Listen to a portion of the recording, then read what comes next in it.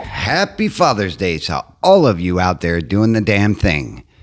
It's not easy to be a father who is recovering from alcohol or drug addiction. Why? Because we think, and this is just me talking, we think that we can never get out from underneath of who we used to be. I spent the better part of 12 years, 13 years of my son's life as an active alcoholic. Here's what I think it did to him. Let's go. All right, so I'm holding this microphone because I want to see in the comments what you think about the audio quality of this microphone. Now, I'm not doing any kind of sponsorship or anything like that. I just want to know how it sounds. For the first 12 years, 13 years of my son's life, I was an active alcoholic, and it did a lot of things that I know because I was able to see them through video and hear them through the phone and see them in his eyes of what my alcoholism did to him on a normal basis. And in light of Father's Day, I thought it was appropriate to tell you what I think he went through. When I used to have phone calls with him and he didn't want to talk to me, of course, that's a given because I was an active alcoholic and I've ruined a lot of things in his life or robbed rather, that I wish that I could give back, but I can't. And that's where a lot of us get stuck, is that we want to automatically fix and replace all the things that we did to our family in our active alcoholism or addiction, whatever your case is. But we can't, folks. The truth of the matter is we can only show through our daily actions and through our transformation that we are better people and be present in their lives. Now, what do I think it did to him? Well, not only through talking to him did I learn these things, but I also know these things through, just watching it develop. When I used to have phone calls with him, I was always either deployed in the Army or in training or in a new job or things of that nature. So I did a lot of telephone calls with my son, and I did a lot of, over-the-air book reading, so to speak, with him as he was growing up. Now, his mother had to carry the burden of raising him, which was tough. And, it is through learning, through my son, that she did a lot of, running away from the problem herself. And, I'm not speaking for her because that would be unfair. So I'm just going to stop that portion right there.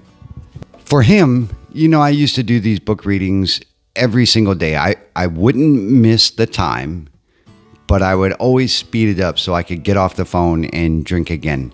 Now, a lot of you can relate to it's cutting into my drinking time, so I need to cut this short so I can get back to what I was doing. That made me feel like I felt good. Make sense? I don't know. Tell me what you think.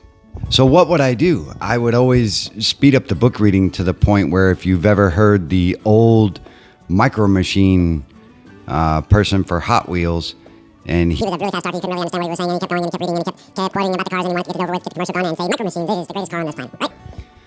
That's how I used to read a book to my son. Now, if you could imagine yourself as a child trying to comprehend what the hell I just said, well, that was him.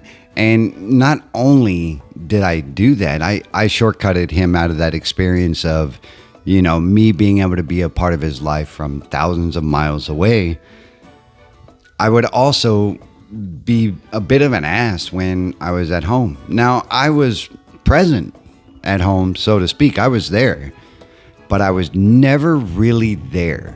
As a matter of fact, I would always be so hungover in the morning that would last into the afternoon, that when he did come in, when he showed the bravery in order to come in and want me to wake up, he would try to wake me up, but I would yell, I would scream, I would say, get the hell out, few more minutes, let me sleep, blah, blah, blah. And it was unfair. And I didn't get to see the disappointment in his eyes, but I could hear it in his footsteps as he walked away.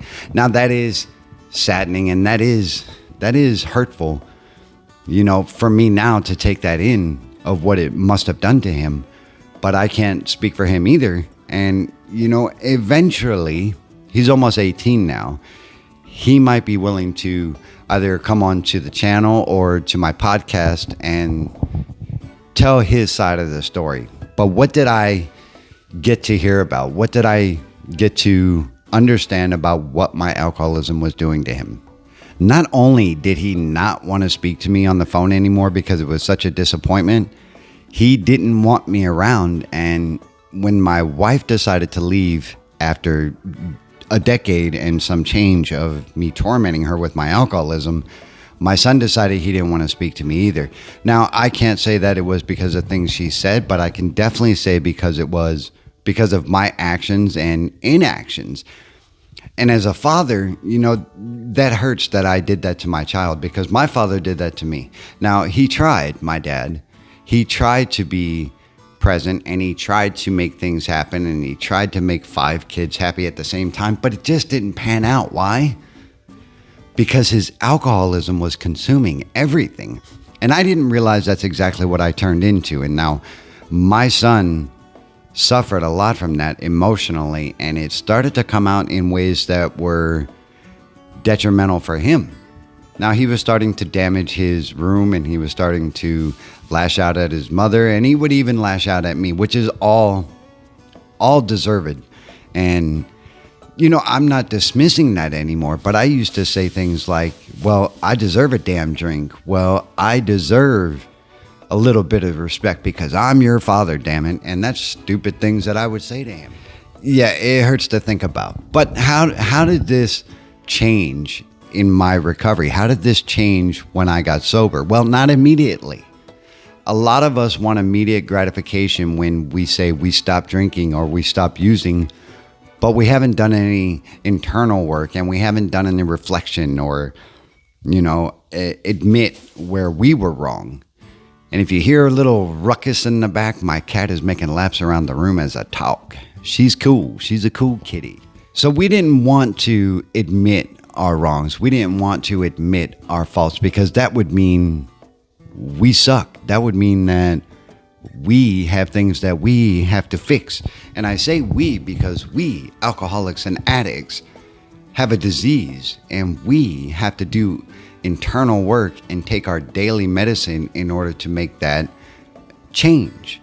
When I had this obsession of alcohol relieved, there was a lot of stuff I had to do, and there was a lot of things I had to reflect on, and there was a lot of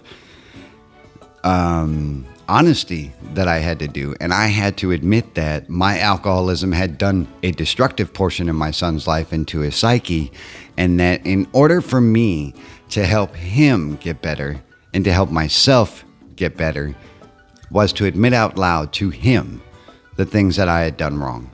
Now, I've done this, and it's a hard thing to do, because when you look into your son or daughter's eyes and you admit that you messed them up, that you had a part to do with the damage of their psyche and to their self-esteem and to their development, you have to be willing to take what it is they have to say in response. Now, that's a hard thing as a father to swallow, is that your child is going to tell you what they think. And that's the beauty of children, is they are going to be honest, and they are going to be uncensored and unfiltered about what they have to say about what you may have caused. So I had to brace for impact one day when I was driving with my son, and I said, son, I want to apologize for the things that I've done in my past that may have made you think bad about yourself, and what my alcoholism may have done. Now, this is a couple years after being sober, folks, and doing some of the internal work that I had to do. And I'm looking down because there's a spider crawling around here, and I don't really like spiders too much. You might not either. Love to hear that and comment below. Okay, so I was bracing for impact, and I was ready for, you destroyed my life, you suck, and blah, blah, blah. I was expecting that, because that's what I think I deserve. And to my astonishment, folks, to my disbelief, my son looked me in the eyes. And now we're doing a Paul Walker and a Vin Diesel in Fast and Furious, and we're staring each other in the eyes while I'm driving. And he says, Dad, I am so happy that you're not drunk anymore. I'm so happy that you get to be here with me. And folks, I almost crashed my car, because I did not in one moment of time, expect that response from him. That meant so much at that point in time, and it still does today, because I actually got goosebumpies right now by thinking about it. I nearly came to tears, and I said, you know what, son? I didn't even say son. I called him Noah. He calls me Wayne. And I didn't have any words, just like I don't right now, because that blew me away. The fact that in that moment, I knew that he had forgiven every action that I had done, because I am now present. I am now a part of his life. That made me the proudest father that I could ever be. And if anyone ever says, why do you think you won't drink again? That's one of the primary reasons, is because I would never take back that moment, and I would never squash that love that I saw in his eyes. I would never take that back, because from that point on, him and I have built such a relationship that it is overwhelming, and I am overjoyed with what it actually means for him and I to have this time and these moments together, with me not drinking and being able to have his needs and his feelings and desires at hand versus my own, is that my sobriety is worth all of that. And, you know, I think that if fathers out there, you guys are wondering if your children are ever going to forgive you, well, you know, I've said this before, children are resilient. You just have to prove and show that you're going to be there every single day, and that you are always going to put their needs above your own. I don't know. That makes me well up a little bit inside, and it makes me happy that I can be here and be present. If you've gotten any value out of this video today, let me know by giving me a like, and please drop a comment below. Happy Father's Day to all you guys out there doing the damn thing. And it's Juneteenth, folks. Yesterday, June 19th, and that is Freedom Day. Make sure that you are paying homage also in that respect, and don't take for granted any freedom that you have. If it's freedom from alcohol, freedom from drugs, freedom from self, because, you know, an alcoholic and an addict, we are selfish mofos, and to be free of that is such a beautiful feeling, folks. Life is a garden. Consider subscribing if you haven't already. Take everything one day at a time. And if you haven't gotten the opportunity to listen to my podcast on Spotify, give it a look. And that's not a plug. That is just I'm venturing out. I want to see what works better. YouTube here, you know, talking to you guys on a video, or if you can get a little bit from a podcast, and perhaps you might even take a chance and want to be on one, let me know. Did I say life as a garden? I did. But guess what? Dig it. I'll see you in the next one. Happy Father's Day.